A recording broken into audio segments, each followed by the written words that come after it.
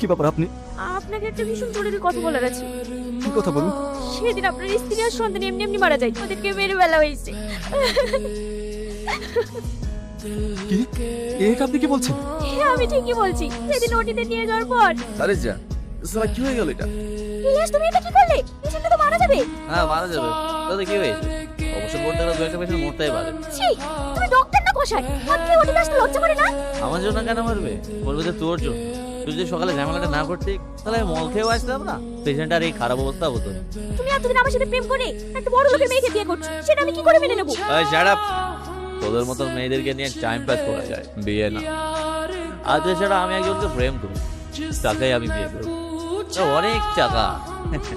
প্রেমে প্রেমে প্রেমে প্রেমে কথা বলো, প্রেমে। সেদিন ইলিয়াসের কারণে তোমার বউ বাচ্চা আমার চোখের সামনে ছটফট করতে করতে মারা গেল, আর আমি কিচ্ছু করতে পারিনি।